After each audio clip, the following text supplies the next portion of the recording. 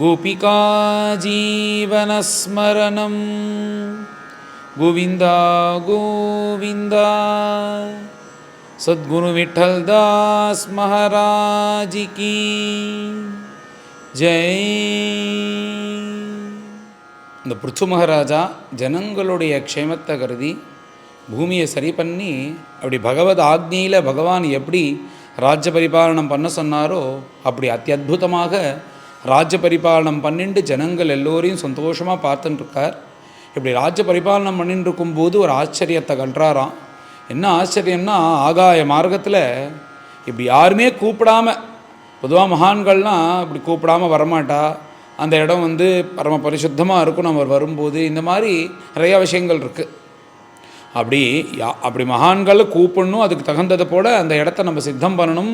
ஒரு கால் அது அசுத்தமாக இருந்ததுன்னா, இங்கே இந்த பிருச்சு மகாராஜாவினுடைய ராஜ்யத்தில் இவரை பார்த்து பேசணும்னு ஆகாய மார்க்கமாக பரம பவித்திரமானவர்கள், பாப்பம்னா என்னன்னே தெரியாதவர்கள், பகவானை தவிர இந்த உலகத்தில் வேறு எதுலேயும் ஆசை இல்லாதவர்கள், அதுக்காக எல்லா விஷய சுகங்களையும் தியாகம் பண்ணி பிறந்ததுலேருந்தே பகவத் அனுபவம் பகவத் ஸ்மரணை தவிர வேறு எதுவுமே இல்லாத உயர்ந்த சனகாதிகள் இப்படி ஆகாய மார்க்கமாக அவருடைய ராஜ்யத்தை அந்த பிருச்சுனுடைய கிரகத்தை நோக்கி நோக்கி மேலேந்து இப்படி இறங்கி வரார்கள். அப்படி அவர்களை பார்த்த உடனே பரம சந்தோஷமாக பிருச்சு மகாராஜாவுக்கு அப்படி சந்தோஷப்பட்டு, எப்படின்னு உதாரணத்துக்கு சொல்லும்போது, இந்த விஷய சுகத்தை அனுபவிக்கணுன்றதுக்காக இந்த ஜீவனானது இந்த சரீரத்துக்குள்ளே புகுந்துண்டு அதை அனுபவிக்கிறதுக்காக ஆவலோடு எப்படி எழுந்துண்டு அந்த சுகத்தை அனுபவிக்குமோ, அப்படி இந்த சனகாதிகள் வராலே இவா கொடுக்கக்கூடிய ஆனந்தத்தை அனுபவிக்கிறதுக்காக பிருச்சு மகாராஜா ஆவலுடன் அவர்களை பார்த்து வரணும் வரணும் வரணும்னு கூப்பிட்டு அர்க்யபாத்திய ஆச்சமனையெல்லாம் கொடுத்து உயர்ந்த உபச்சாரம் பண்ணி, இவரே தானே சொன்னார், மகான்களுடைய அந்த பாத தீர்த்தத்தை நம்ம அந்த அவளுடைய பாதத்தை அலம்பி அந்த ஜலத்தை புரோக்ஷனம் பண்ணிண்டா சர்வ பாபங்களும் போகும் அப்படின்னு சொல்லியிருக்கேன்னு சொல்லிட்டு அந்த சனகாதிகளுடைய பாத தீர்த்தங்கள்லாம் அலம்பி அவர்களுக்கு உயர்ந்த ஆசனத்தை கொடுத்து உட்காத்தி வச்சு, நான் அத்தியஜன்ம கிருதார்த்தோகம் அப்படின்னு சொல்லிட்டு அவர்களை பார்த்து, நான் என்ன உங்களை கூப்பிட்டேன், நான் இங்கே வரணும்னு என் மேலே வச்ச ஆசையினால் நீங்களே வந்திருக்கீங்களே, பரம சந்தோஷம் பரம திருப்தி உங்கள் பார்த்ததில் அப்படின்னு அந்த சனகாதிகள்லாம் அவர்கள் எல்லாரும் தகுந்த பூஜை பண்ணி அவர்களை உகர்ந்த ஆசனத்தில் அவரை உட்காத்தி வச்சு மேலே பிடிச்சோ பேச ஆரம்பிக்கிறார். ஒரு ஜீவனுக்கு பகவானுடைய அனுகிரகமும் பரமேஸ்வரனுடைய அனுகிரகமும் மகான்களுடைய அனுகிரகமும் இருந்ததுன்னா அவன் அவனை பற்றி கவலைப்பட வேண்டாம், அத்தனையும் மகான்களுடைய அனுகிரகத்தினாலே அவன் சௌக்கியமாக இருப்பான். நீங்கள் எப்பேற்பட்ட மகான்கள், நீ இப்படி தேடி நீங்கள் வந்ததுனாலேயே எனக்கு என் ஜீவனை பற்றியோ என் குடும்பத்தை பற்றியோ கவலையே இல்லை. அப்பேற்பட்ட நீங்கள் யாராவது கூப்பிட்டா கூட அந்த இடத்துக்கு பார்த்துன்னு யோசிச்சுன்னு போகக்கூடிய நீங்கள் என் மேலே வச்ச கருணையினால் இங்கே வந்தீர்களே, நான் பரம பாக்கியம் அடைஞ்சேன், பரம சந்தோஷம். ஏன்னா இவருக்கு இந்த மகான்களுடைய வருகை அவளுடைய மகிமையை தெரிந்ததுனால அந்த சனகாதிகளை பார்த்து கொண்டாடுறார் பிருத்து. உங்களை மாதிரி உள்ள மகான்கள் இந்த வீட்டுக்கு வருகையினால் என்ன ஆறுது அப்படின்னா, இந்த வீட்டுக்கு பவனம் அப்படின்னு பேர், அது அப்போ தான் பவனம்னு பரிபூர்ணமாக ஆகிறது. உங்களை மாதிரி உள்ள மகான்கள் வரலை, ஆனால் அங்கே பணம் கொட்டுன்னு கொட்டியிருக்கு, இப்படி எல்லா செல்வங்களும் இருக்குன்னா அதனாலெல்லாம் அது உயர்ந்த வீடு கிடையாது.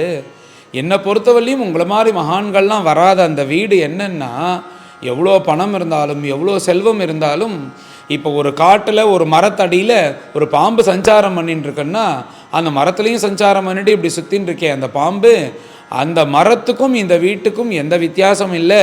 இங்கே சஞ்சாரம் பண்ணிட்டு இருக்கிறவெல்லாம் பாம்போட சமானம். அதனால் இந்த அப்பேற்பட்ட உங்களுடைய அந்த வருகையானது இல்லாத அந்த வீடானது எப்படி இருக்குன்னா, நீங்கள் வந்தெல்லாம் அந்த வீட்டுக்கு பவனம்னு பேர். அப்படி நீங்கள் வரலன்னா பகாரஸ் தத்திர லுப்பியத்தே, அந்த பகாரத்தை எடுத்துடணுமா. அங்கே பவனத்தில் பவை எடுத்துட்டோன்னா என்ன, வனம். அதனால் இந்த சர்ப்பங்கள் மிருகங்கள் இவையெல்லாம் சஞ்சாரம் பண்ணக்கூடிய வனம் தான் அது, பவனம் கிடையாது. அப்பேற்பட்ட நீங்கள் வந்ததுனால என்னுடைய கிரகமானது பவனமாக ஆச்சு அப்படின்னு இந்த சனகாதிகளை பார்த்து சொல்கிறார். திரும்ப அந்த சனகாதிகளை பார்த்து பிருத்து மகாராஜா சொல்கிறார், இப்போ சாதாரணமாக நாங்கள் ராஜாக்கள்லாம் பார்த்தா நாகரிகமாக நீ சௌக்கியமாக என்ன பண்ணுற ஏது அப்படின்னு சொல்லிட்டு அதை விசாரிக்க வேண்டியது எங்களுடைய நாகரிகம். அப்படி உங்கள்கிட்ட கேட்கலாமோ, நீ சௌக்கியமானு உங்கள்கிட்ட கேட்குறத விட உங்களுடைய அனுகிரகத்தினால தான் நாங்கள் சௌக்கியமாக இருக்கோம், அதுதானே உண்மை. அப்பேற்பட்ட உங்ககிட்ட போய் நீங்கள் சௌக்கியமாக இருக்கலான்னு இந்த மாதிரி நாகரிகத்தெல்லாம் கேட்கக்கூடாது. உங்களை ஆசிரியிச்சு தான் நாங்கள் சௌக்கியமாக இருக்கோம். அப்பேற்பட்ட உங்கள் வாக்குனால் நீங்கள் மேலே எங்களுக்கு உபதேசம் பண்ணணும். நாங்கள் என்ன பண்ணணும், எப்படி இருக்கணுன்றது உங்கள் வாக்குனால் சொன்னேன்னா அது மூலியமாக நாங்கள் எல்லோரும் சந்தோஷமாக க்ஷேமத்தை அடைவோம் அப்படின்னு சொல்லிட்டு சனகாதிகளை பாட்டு பிரார்த்தனை பண்ணுறார் பிருத்து. உலகத்தில் ஏதாவது நல்லது நடக்கணும்னா எல்லா இடத்துலையும் பகவான் வந்து எல்லாருக்கும் உபதேசம் பண்ணிட்டு இருக்க முடியாதுன்னோ, அதனால் பகவான் தன்னுடைய பிரதிநிதியாக உங்களை அமைச்சிருக்கார். இப்படி தான் எல்லா இடத்துலையும் மகான்கள்லாம் பகவத் ஸ்வரூபமாக அவர்கள் வரார்கள், வந்து நல்லதை சொல்லி கொடுத்து அந்த ஜீவனை உத்தாரணம் பண்ணுறார்கள். அப்பேற்பட்ட நீங்கள் சாட்சாத் பகவத் ஸ்வரூபந்தான். அப்படியேப்பட்ட நீங்கள் இங்கே வந்திருக்கீர்கள். நீங்கள் வந்து மேலே நாங்கள் என்ன பண்ணணும், எப்படி இருக்கணுன்றதை நீங்கள் எனக்கு உபதேசம் பண்ணணும் அப்படின்னு பலவாறு பிரார்த்தனை பண்ணின உடனே அதில் சனத்குமாரர் சந்தோஷப்பட்டு மேலே இந்த பிருச்சு மகாராஜா 5 ஜனங்கள் எல்லாரையும் பார்த்து மேலே உபதேசம் பண்ண ஆரம்பிக்கிறார். மேலே அந்த சனத்குமாரர் பிருச்சுவை பார்த்து சொல்கிறாராம், நீ எப்பேற்பட்ட மனஸ்வி, இந்த மாதிரி நாங்கள்லாம் வந்தோன்னு உடனே கதவை சாத்திண்டு எனக்கு அத்தியாத்ம விஷயத்தை சொல்லு, இதை கேட்டு நான் கரையேறேன்னு சொல்லாதபடிக்கு ஜனங்கள் எல்லோருக்கும் நல்லதை உபதேசம் பண்ணும், எல்லாரும் கரையேறணும்னு சொல்கிறியப்பா, அதுலேருந்தே உன்னுடைய உத்தம குணமானது தெரியறது. அதுக்கும் மேலே உன்னுடைய ஸ்தோத்திரத்தை நாங்கள் கேட்டோம். இப்படி பகவத்குண வர்ணனம், இப்படி உத்தம பக்தி லட்சணத்தை சொன்ன உனக்கு நாங்கள் தான் அந்த உபதேசம் பண்ணணுன்றதில்ல. நீ வந்து ஸ்வதஹா மனசுலேயே ஸ்வபாவமாகவே உனக்கு இப்போ ஏற்பட்ட பக்தியானது இருக்குது. நான் உங்களுக்கு சொல்லிக் கொடுக்கணுன்ற அவசியம் இல்லை. ஆனாலும் கூட இந்த ஜனங்களுக்கும் உனக்கும் 4 நல்ல வார்த்தைகள் சொல்லணும்னு ஆசையினால தான் நாங்கள் அப்படியே சஞ்சாரம் பண்ணிட்டு இங்கே வந்தோம் அப்படின்னு சொல்லிட்டு பிருச்சுவை கொண்டாடி மேலே சனத்குமாரர் பேச ஆரம்பிக்கிறார். மேலே சனத்குமாரர் சொல்கிறார், எல்லாத்துக்கும் காரணம் மனசு தான். இந்த மனசை நம்ம இந்த உலகத்திலேருந்து மெதுவாக விடுபட்டு மேலே கொண்டு வரணும். அதுக்கு கொண்டு வந்தால் தான் நாம் இந்த உலகத்திலேருந்து விடுபட முடியும். அப்படி இருக்கும்போது அதுக்கு என்ன வழி அப்படின்னா, முதல்ல இந்த உலகம்ன்றது ஜெகன் மித்ய பிரம்ம சத்தியம்ன்ற எண்ணத்தை உறுதியாக நம்ம மனசில் கொண்டு வரணும். வியாபகாரிக சத்தியமாக இந்த பிரபஞ்சம் இருக்குது, பிரம்மம் இருக்கா இல்லையானே தெரியல, இப்படி தானே இருக்கும். இது அப்படியே வத்திரேகமாக நம்ம அபியாசம் பண்ணி பிரம்ம சத்தியம் ஜெகன் மித்ய அப்படின்ற ஒரு திருட விஸ்வாசத்துக்கு வந்து உலகத்தில் இருக்கிறவா அத்தனை பேரும் பகவத் ஸ்வரூபமாக பார்த்து அப்பேற்பட்ட அந்த பிரபுவை அடையிறதுக்கு எத்தனையோ மார்க்கங்கள் இருக்குது. அந்த மார்க்கத்தை திருடமாக பிடிச்சிக்கணும். இப்போ யோக மார்க்கத்தில் போறியா, அந்த யோக மார்க்கத்தை திருடமாக பிடிச்சிக்கணும். இல்லை நீ பக்தி மார்க்கத்தில் இருக்கியா, அந்த பக்தி மார்க்கத்தை பகவான் தான் வழி அப்படின்ற திருட விஸ்வாசமானது ரொம்ப முக்கியம்பா. அந்த திருட விஸ்வாசத்தோடு நீ எந்த வழியில் போனாலும் உன் மனசானது தெளிவடைந்து பகவான் இந்த உலகத்திலேருந்து உன் மனசானது மேன்மையாகி வெளில வரும். அப்படி வந்தால் தான் வந்து இதில் தோஷ திருஷ்டி வந்து பேதபாவம் வந்து நீ வேற இந்த உலகம் வேறேன்ற ஒரு எண்ணம் வரும். நீ வந்து ஆத்மா கூட தான் போய் சேரணும் அப்படின்ற ஒரு எண்ணம் இத்தனை சாதனத்தினால நம்ம வளர்த்துக்கணும் அப்படின்னு சனத்குமாரர் சொல்கிறார். இந்த உலகத்தில் இந்த துவந்தங்கள் இருக்கே, காமக்ரோத லோபமோக மதம் ஆச்சரியம்னு இந்த துவந்தத்துலேருந்து விடுபடவே முடியாது. அதுலேருந்து நம்ம விடுபடணும்னா அதுக்கு ஒரே வழி என்னன்னா பகவத் குணஸ்ரவணம் தான். இந்த பகவத் குணஸ்ரவணமானது இந்த துவந்தத்திலேருந்து விடுபட்டு பகவானோட 2 கலக்கலை வரையும் இந்த பகவத் குணத்தானது அழிச்சின்னு போகும். அதனால் பகவத் குணத்தை கேட்கணும், பகவத் ஸ்மரண பண்ணணும், மகான்களுக்கு சேவை பண்ணணும், உலகம் முழுக்க பகவான் ஸ்வரூபமாக எல்லோருக்கும் வந்து உன்னால் முடிஞ்சதை பண்ணணும், யாருக்கும் ஹிம்சை பண்ணக்கூடாது. இப்படி உயர்ந்த குணங்களை வளர்த்துண்டாதான் இந்த துவந்தங்கள்லேருந்து விடுபட முடியும் அப்படின்ட்டு. அந்த துவந்தத்துலேருந்து விடுபடணும்னா உன் மனசை ட்ரெயின் பண்ணணும் நல்ல குணத்தினால. அதுக்கு முக்கிய சாதனம் எது சொல்கிறாருன்னா இந்த பகவத் குணஸ்ரவணத்தை சொல்லி பகவத் தியானத்தையும் சொல்லி அனவரத்தமும் பகவத் ஸ்மரணத்தையும் சொல்லி இந்த 3ம் ரொம்ப முக்கியம்னு இந்த உலகத்துலேருந்து விடுபடுறதுக்கு இந்த துவந்தத்துலேருந்து விடுபடுறதுக்குள்ள சாதனையாக சொல்கிறார். இந்த மனசு ஒரு ஒரு ஒரு ஒரு செம்பு பாத்திரம் போல அப்படின்னு சொல்கிறார். செம்பு பாத்திரம் போலன்னு உதாரணத்துக்கு சொல்லணும்னா, அந்த செம்பு பாத்திரம் நல்ல புளியை வச்சு தேய்ச்சி அப்படி நல்லா தேய்ச்சி வச்சா பல அந்த கலரே ரொம்ப அழகாக இருக்கும் பார்க்குறதுக்கு. அது அப்படியே இருக்குமான்னா இருக்காது. ஒரு 4 நாள் 5 நாளுக்கு அப்புறம் பார்த்தா கொஞ்சம் கொஞ்சமாக படர்ந்து ஒரு கருப்பாக ஒரு அதுக்கு மேலே ஒரு அழுக்கானது படியறதோனோ. இதே மாதிரி தான் மனசு, அதனுடைய சுபாவம் ஸ்வதகா வந்து இப்படி பகவத் குணம் இவைகள்லாம் கேட்டு செம்பு பாத்திரத்தை தேய்ச்சி பரம பவித்திரமாக வைக்கிறது போல் என்ன பண்ணணும்னா இந்த பகவத்குணமாகிற அந்த புலினால் இந்த மனசை தேய்ச்சி வச்சுக்கணும். நீ வந்து 5 நாளைக்கு ஒரு தடவை தேய்ச்சி வச்சாதானே அது பளபளன்னு இருக்குது. அதே போல் அப்பப்போ நித்தியபடி இந்த பகவத் குணத்தை கேட்டுட்டே இருந்தால் தான் இந்த மனசானது பளபளன்னு செம்பு பாத்திரம் மாதிரி இருக்கும். கொஞ்சம் விட்டு ஒரு மாதம் கேட்டுட்டு லௌகீகத்துக்கு போயிட்டேன்னா அந்த பாத்திரத்துக்கு மேலே கருப்பாக ஒரு ஆவரணம் படலம் சேர்றதே, அதே போல் மனசானது இந்த துசங்கத்தை பிடிச்சிட்டு இந்த மனசானது அப்போ தான் பரிசுத்தமாகும். இந்த பகவத் பக்தினாலையும் யோக மார்க்கத்தினாலையும் எந்த கர்மானால இந்த சரீரமானது உண்டாகிறதுக்கு காரணமாக இருக்கோ, இந்த மனசானது காரணமாக இருக்கோ, இந்த மனசாகிற அக்னியை வச்சுன்னு இந்த கர்மாவை பொசுக்கணும் அப்படின்ற. எப்படின்னா இந்த கர்மா தான் வந்து இந்த மனசோ மற்ற ஜென்மாக்களோ உண்டாகிறதுக்கு காரணமாக இருக்குது. அப்பேற்பட்ட அந்த கர்மாவை இந்த மனசாகிற அக்னியை பெருசாக்கி அதை அழிக்கணும் அப்படின்றார். உதாரணத்துக்கு சொல்லும்போது ஒரு அரணிக்கட்டை, அந்த அரணிக்கட்டையை வச்சு மேலே வச்சு நம்ம அரணியை ஒரு கட்டையை வச்சு உரசி தேய்க்கும் போது அதுலேருந்து அக்னி ஆறுது. இப்போது அக்னி அந்த அரணிக்கட்டை தான் உண்டாக்குறது.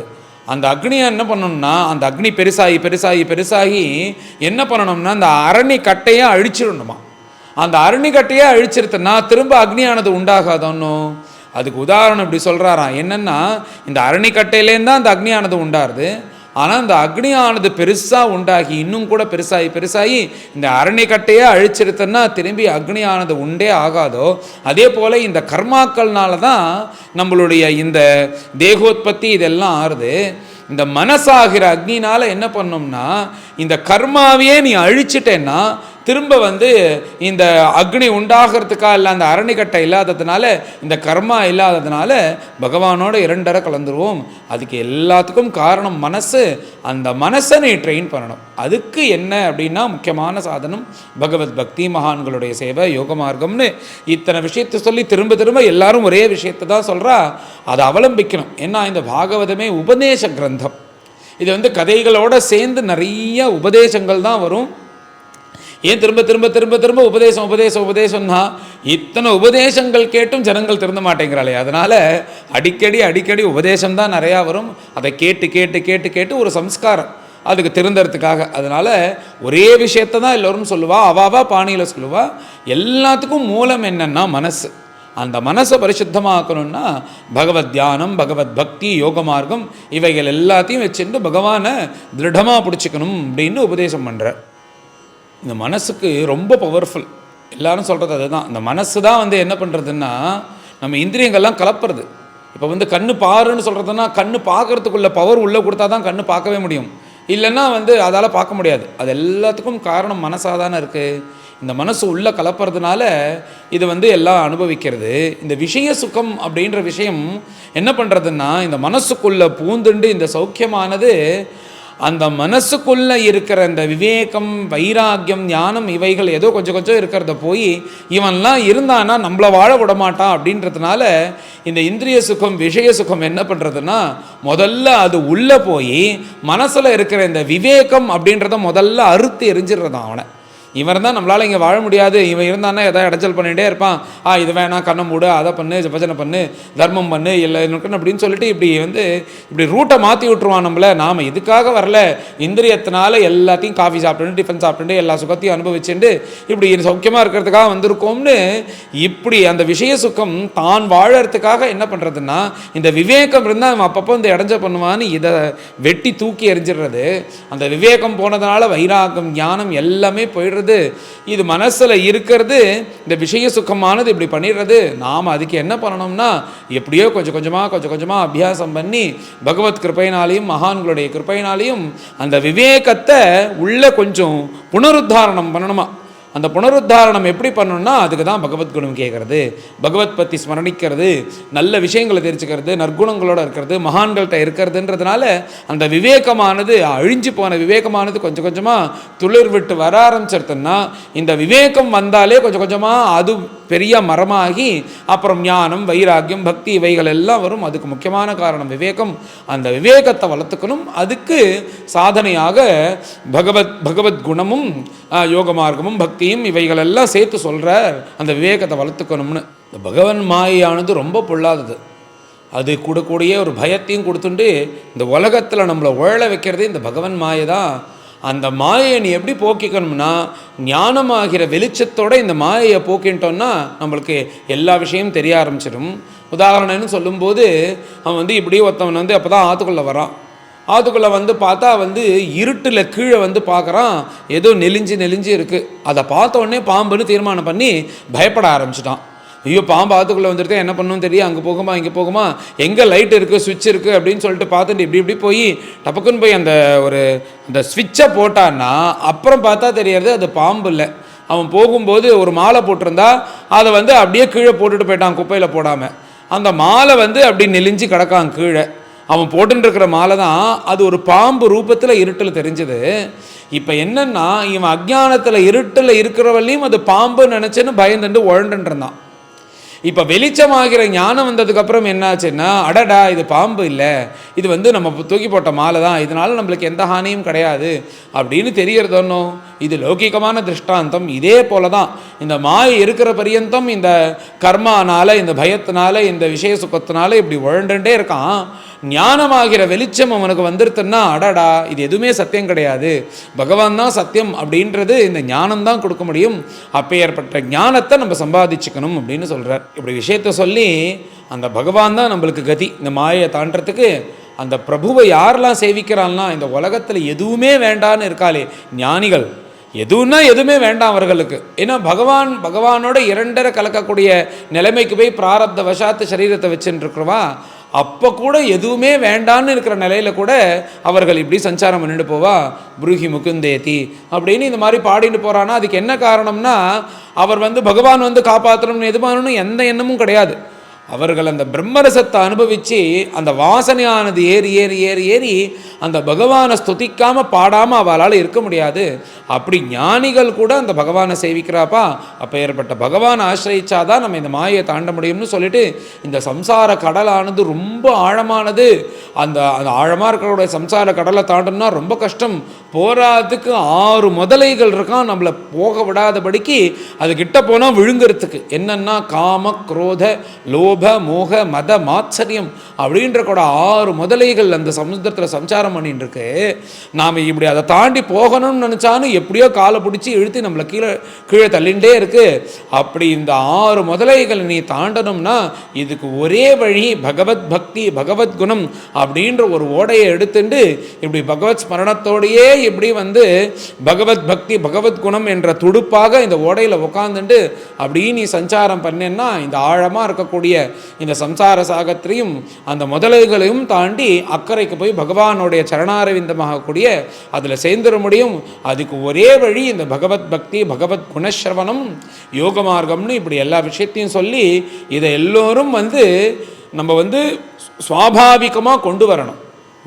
இந்த உலகத்தில் எதுவுமே சத்தியம் கிடையாது, பகவான் தான் சத்தியம் அப்படின்ற ஒரு எண்ணத்தை கொண்டு விவேகத்தினால யமனியமத்தினால எல்லோருக்கும் யாருக்கும் ஹிம்சை பண்ணாமல் அஹிம்சையோடு இருந்துட்டு வினயத்தோடு இருந்துட்டு இத்தனை நற்குணங்களையும் நாம் கற்றுண்டோன்னா இதை வச்சுட்டு பகவான் அவர் நம்மக்கிட்ட அழிச்சுட்டுருவார். நம்ம மனசானது தெளிஞ்சு மேலே வந்துடும்னு இப்படி சனத்குமாரர் பிருச்சுக்கு உபதேசம் பண்ணுவது போல அத்தனை ஜனங்களுக்கும் உபதேசம் பண்ணி தன்னுடைய உபதேசத்தை பூர்த்தி பண்ணுறார். இப்படி உயர்ந்த உபதேசம் சொல்லி முடித்த உடனே பிருச்சு மகாராஜா சாஷ்டாங்கமாக நமஸ்காரம் பண்ணுறார்.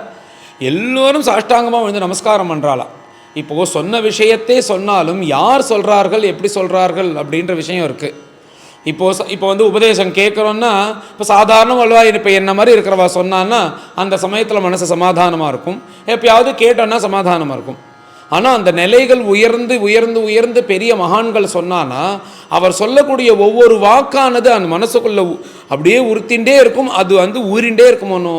இப்படி பெரிய மகான்களாக இருக்கக்கூடிய சனகாதிகள் சொன்னதுனால அந்த பிருச்சு மகாராஜாவுக்கு என்னமோ தெரியல, அப்படி ஒரு ஆனந்தம், இப்படியே இந்த க்ஷணமே விட்டுட்டு பகவத் தியானத்துக்கு கிளம்பணும் அப்படின்ற அப்படி ஒரு ஆசை அவர்களுக்கு ஏதாவது கொடுக்கணும்னு நினைக்கிறார். அவர்களும் சன்னியாசிகள், என்ன கொடுக்கறது அவர்களுக்கு அப்படின்னு சொல்லிட்டு, உனக்கு ஏதாவது கொடுக்கணும்னு நினைக்கிறேன், என் ராஜ்யத்தில் இத்தனை செல்வம் இருக்குது, எல்லாம் இருக்குது, இதை நான் எது கொடுத்தாலும் நீங்கள் வாங்கிக்க மாட்டேன்னு எனக்கு தெரியும், அதனால என்னுடைய சர்வஸ்வமும் உங்களுக்கு அர்ப்பணம் பண்ணுறேன்.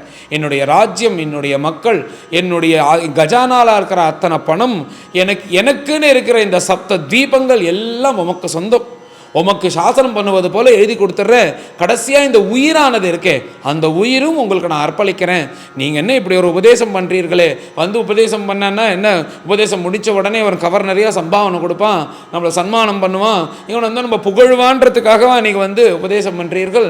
என் மேலே கருணை வச்சு தானே பண்ணீர்கள். அப்படி இருக்கிற உங்களுக்கு நான் சர்வஸ்வதானம் பண்ணி என்னுடைய சர்வமும் உங்களுக்கு கொடுக்குறேன் அப்படின்னு பிரிச்சு சொன்ன உடனே சனகாதிகள் சனத்குமாரர் சொல்கிறாராம், அப்பா இதெல்லாம் வச்சு நாங்கள் என்ன பண்ண போகிறோம், உன்ட்ட இருக்கிறது தான் சரி. உன்ன மாதிரி இருக்கிற தர்மாத்மாக்கள் இந்த மாதிரி அத்தனை விஷயத்தையும் வச்சுன்னு எல்லோரையும் சந்தோஷமாக பார்த்துக்கிற பார்த்தியா, இதுதான் சரி. இதெல்லாம் வேண்டான்றதுனால தானே நாங்கள் பகவத் சரணாரவிந்தத்தை ஆசிரியிச்சு இப்படி உலகத்தில் சுற்றின்னு இருக்கோம். அதனால் இதெல்லாம் எங்களுக்கு எதுவும் வேண்டாம்ப்பா, இதை வச்சுன்னு நீ எல்லோரையும் தர்மதகா ராஜ்ய பரிபாலனம் பண்ணாலே அதை நீ எனக்கு கொடுக்க சம்பாவனை போல அப்படின்னு அவர்கள் எல்லோருக்கும் ஆசீர்வாதம் பண்ணி அப்படியே ஆகாய மார்க்கமாக சனகாதிகள் ஆசீர்வாதம் பண்ணிட்டு கிளம்பி போகிறார்கள்.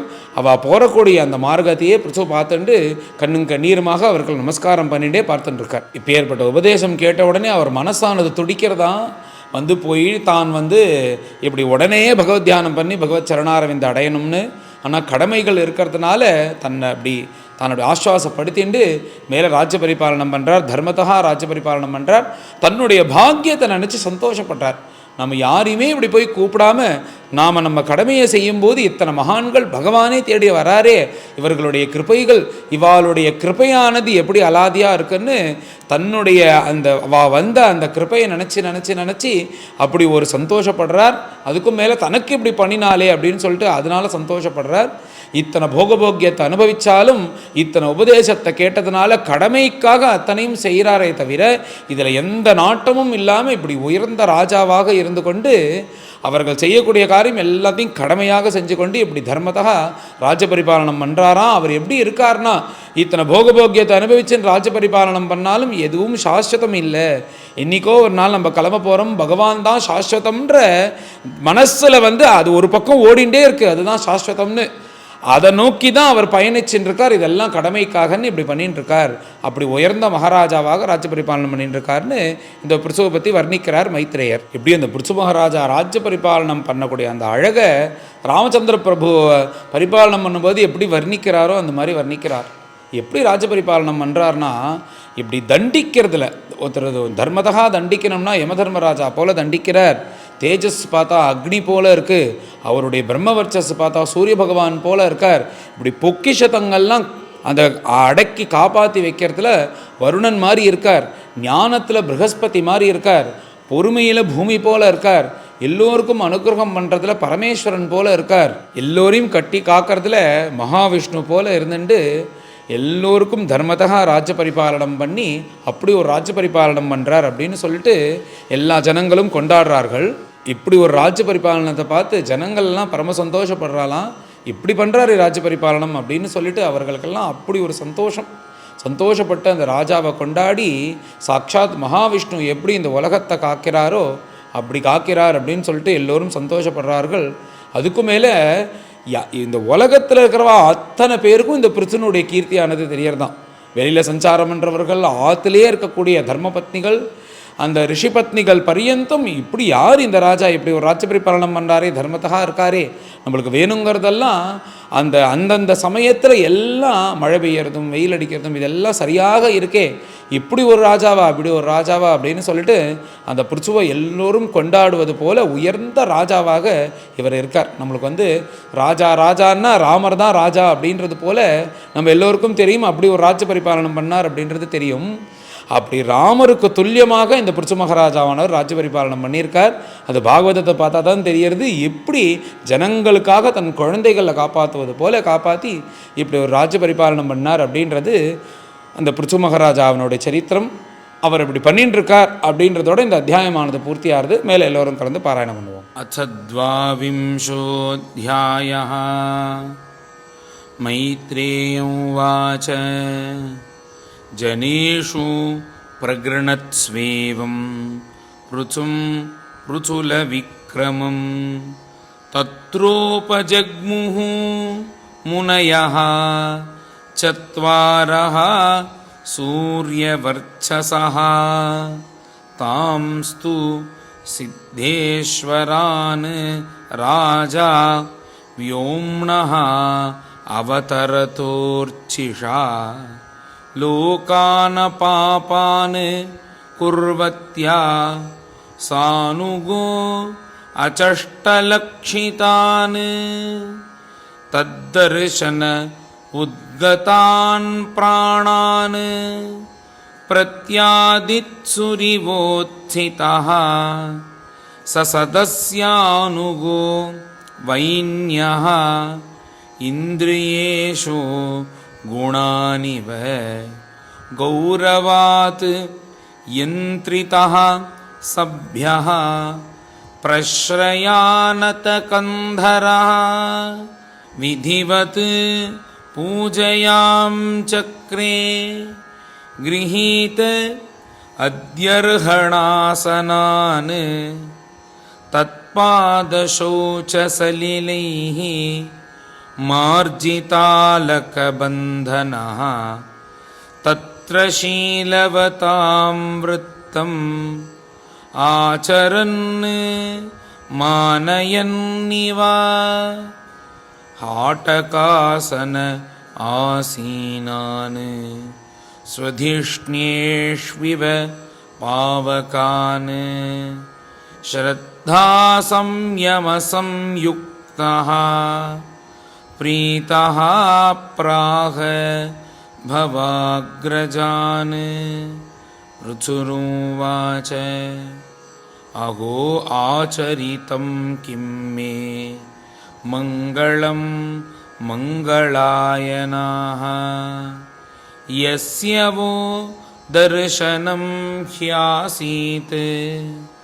दुर्दर्शानां च योगिभिः किं तस्य दुर्लभतरम् इह लोके परत्र च यस्य विप्राः प्रसीदन्ति शिवो विष्णुश्च सानुगः नैव लक्षयते लोकः लोकान् पर्यटतोऽपि यान् यथा सर्वदृशं सर्वे आत्मानं येस्य हेतवः अधना अपि ते धन्याः साधवो गृहमेधिनः यद्गृहाहि अर्हवर्याम्बू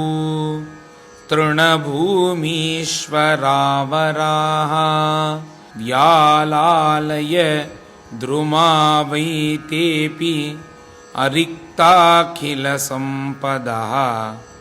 यद्गृहाः तीर्थपादीय पादतीर्थविवर्जिताः स्वागतं वो द्विजश्रेष्ठाः यद्व्रतानि मुमुक्षवः चरन्ति श्रद्धया धीराः बाला एव बृहन्ति च कच्चिन्नः कुशलं नाथाः इन्द्रियार्थार्थवेदिनां व्यसनावाप एतस्मिन् पतितानां स्वकर्मभिः भवत्सु कुशलप्रश्नः आत्मा रामेषु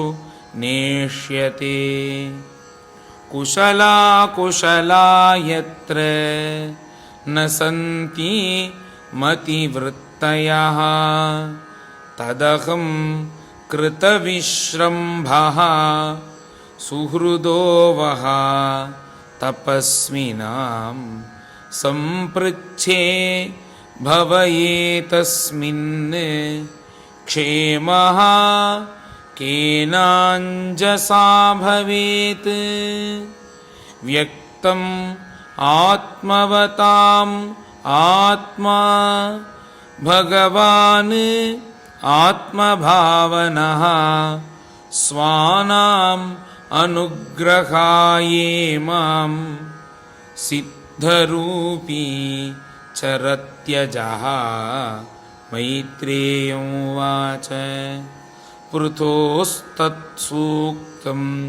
आकर्ण्य सारं सुष्टु मितं मधु स्मयमान इव प्रीत्या कुमारः प्रत्युवाचः सनत्कुमार उवाच साधु पृष्टं महाराज सर्वभूतहितात्मना भवता विदुषा चापि साधूनां मतिरीदृशी संगमः खलु साधूनाम् उभयेषां च सम्मतः यत्सम्भाषण सम्प्रश्नः सर्वेषां वितनोतिशम् अस्त्वेव राजन् भवतो मधुद्विषः पादारविन्दस्य गुणानुवादने रतिर्दुरापाः विधुनोति नैष्ठिकी कामं कषायं मलमन्तरात्मनः शास्त्रेष्वियानेव सुनिश्चितो नृणां क्षेमस्य सध्यक् विमृशेषु हेतुः असंग आत्म व्यतिरिक्त आत्मनि दृढारतिः ब्रह्मणि निर्गुणे च या साश्रद्धया भगवद्धर्मचर्यया जिज्ञासया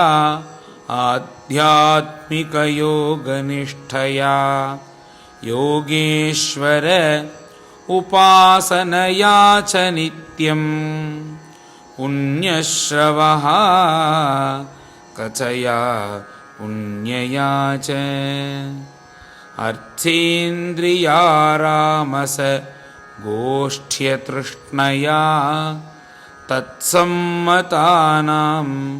अपरिग्रहेण च विविक्तरुच्या परितोष आत्मन् विना हरेः गुणपीयूषपानात् अहिंसया पारमहंस्यचर्यया स्मृत्या मुकुन्दाचरिताग्र्य सीधुना यमैरकामैः नियमैश्चापि अनिन्दया निरीहया द्वन्द्वतितिक्षया च हरेर्मुहुः तत्परकर्णपूर गुणाभिधानेन विजृम्भमानया भक्त्या ह्यसङ्गः सदसत्यनात्मनि स्यान्निर्गुणे ब्रह्मणि च अंजसारतिः यदारतिः ब्रह्मणि नैष्ठिकी पुमान् आचार्यवान् ज्ञानविरागरंहसा दहत्यवीर्यं हृदयं जीवकोशं पञ्चात्मकं योनिम् इवोत्थितोऽग्निः दग्धाशयो मुक्तसमस्ततद्गुणः नैवात्मनो बहिः अन्तर्विचष्टे परात्मनोः यत् व्यवधानं पुरस्तात् स्वप्ने यथा पुरुषः तद्विनाशे आत्मानम् इन्द्रियार्थं च परं यदुभयोरपि सत्याशय उपाधौ वि पुमान् पश्यति नान्यदा निमित्ते सति सर्वत्र जलादावपि पूरुषः आत्मनश्च परस्यापि भिदां पश्यति नान्यदा इन्द्रियैः विषयाकृष्टैः आक्षिप्तं ध्यायतां मनः चेतनां हरते बुद्धेः स्तम्भस्तोयमिव ह्रदात् भ्रश्यत्यनु स्मृतिश्चित्तं ज्ञानभ्रंशः स्मृतिक्षये तद्रोधं कवयः प्राहुः आत्मापह्वनमात्मनः नातः परतरो लोके पुंसः स्वार्थव्यतिक्रमः यत् अध्यन्यस्य प्रेयस्त्वम् आत्मनः स्वव्यतिक्रमात् अर्थेन्द्रियार्थ अभिध्यानं सर्वार्थापह्वनो नृणाम् भ्रंशितो ज्ञानविज्ञानात् येनाविशति मुख्यतां न कुर्यात् करिहिचित्सङ्गं तमस्तीव्रं तितीर्षुः धर्मार्थ काममोक्षाणां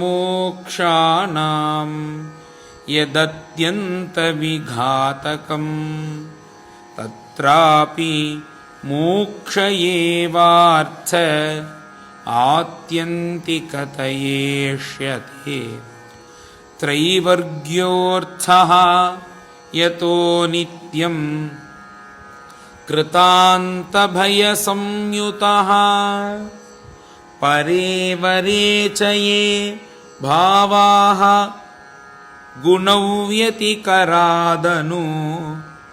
न तेषां विद्यते क्षेमम् ईशविध्वंसितासिषां तत्त्वं नरेन्द्र जगतामथ तस्थुषां च देहेन्द्रियासुधिषण आत्मभिरावृतानां यः क्षेत्रवित्तपतया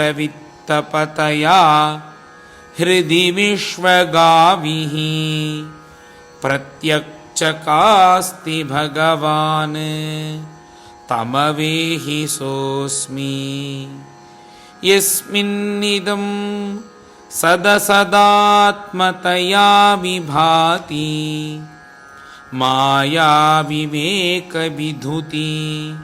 स्रजिवा हि बुद्धिः तं नित्यमुक्त परिशुद्धविबुद्धतत्त्वं प्रत्यूढकर्मकलिल प्रकृतिं प्रपद्ये यत्पादपङ्कजपलाश विलासभक्त्या कर्माशयं ग्रथितम् उद्ग्रथयन्ति सन्तः तद्वन्न रिक्तमतयः यतयोऽपि रुद्धः स्नोतो गणास्तमरणं भज वासुदेवम् कृच्छ्रो महानिह भवार्णवमल्पवेषां षड्वर्गनक्रमसुखेन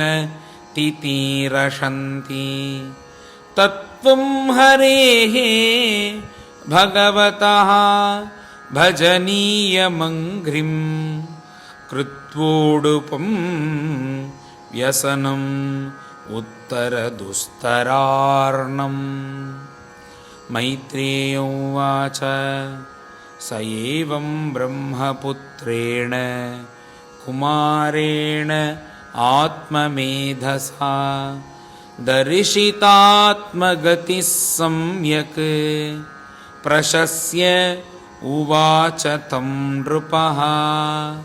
राजोवाच कृतो मे अनुग्रहः पूर्वं हरिणा आर्तानुकम्पिना तमापादयितुं ब्रह्मन् भगवन् यूयमागताः। निष्पादितश्च कार्त्स्न्येन भगवद्भिः घृणालुभिः साधूच्छिष्टं हि मे सर्वम् आत्मना सह किं ददे। प्राणादाराः सुता ब्रह्मन् गृहाश्च सपरिच्छदाः राज्यं बलं महीकोशः इति सर्वं निवेदितं सैनापत्यं च राज्यं च दण्डनेतृत्वमेव च सर्वलोकाधिपत्यं च वेदशास्त्रवित् अर्हति। स्वमेव ब्राह्मणो भुङ्क्ते स्वं वस्ते स्वं ददाति च तस्यैव अनुग्रहेणान्नं भुञ्जते क्षत्रियादयः। यैरीदृशी भगवतः गतिरात्मवादे एकान्ततो निगमिभिः प्रतिपादितानः तुष्यन्तु त्वत् अदभ्रकरुणाः स्वकृतेन नित्यं को नाम तत् प्रतिकरोति विनोदपात्रम्। मैत्रेय उवाच त आत्मयोगपतयः आदिराजेन पूजिताः शीलं तदीयं शंसन्तः के भूवत् मिषतां नृणां वैन्यस्तु धुर्यो महतां संस्थित्य अध्यात्मशिक्षया आप्तकाममिवात्मानं मेन आत्मनि अवस्थितः कर्माणि च यथा कालं यथा देशं यथा बलं यथोचितं यथा वृत्तम् अकरोत् ब्रह्मसात्कृतम्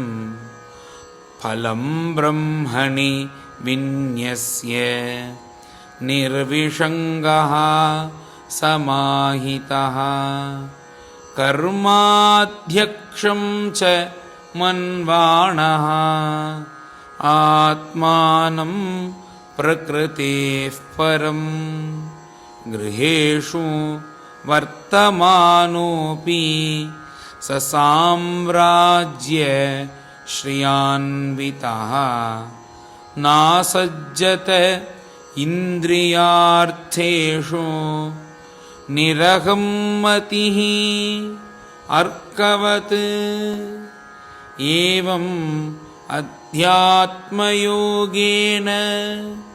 कर्माणि अनुसमाचरन् पुत्रान् उत्पादयामास पञ्चार्चिषि आत्मसम्मतान् विजिताश्वं धूम्रकेशं हर्यश्वं द्रविणं वृकं सर्वेषां लोकपालानां दधारैकः पृथुर्गुणान् गोपीचाय जगत्सृष्टेः कालेऽस्मे स्मे अच्युतात्मकः मनोवाक् वृत्तिभिः सौम्यैः गुणैः संरञ्जयन् प्रजाः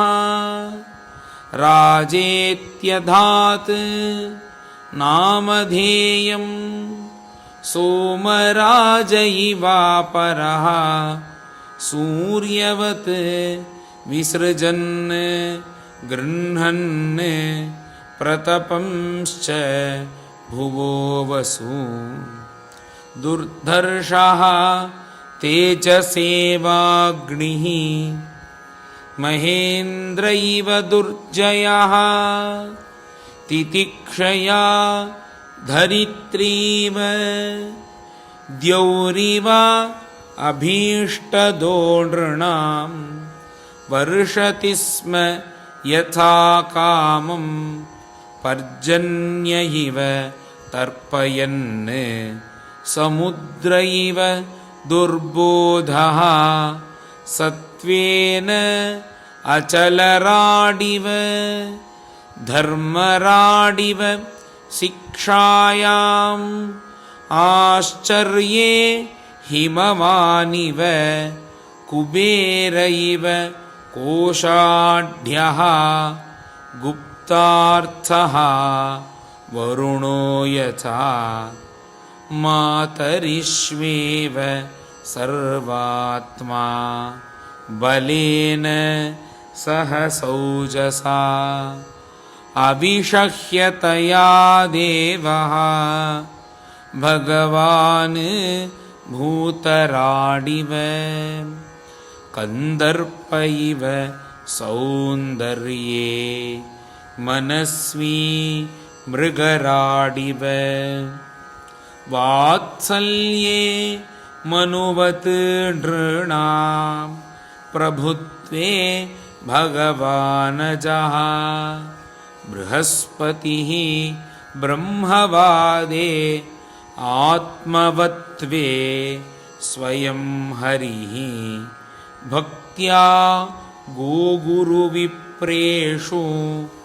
विश्वक्सेनानुवर्तिषु ह्रिया प्रश्रयशीलाभ्याम् आत्मतुल्यः परोद्यमे कीर्त्योर्ध्वगीतया पुंभिः त्रैलोक्ये तत्र तत्रः प्रविष्टः कर्णरन्ध्रेषु स्त्रीणां रामः सतामिव। श्रीहरये नमः। श्रीमद्भागवते महापुराणे चतुर्थस्कन्धे पृथुचरिते 22ोऽध्यायः। गोपिका जीवनस्मरणं गोविन्द गोविन्द। सद्गुरु विठ्ठलदास महाराज की जय।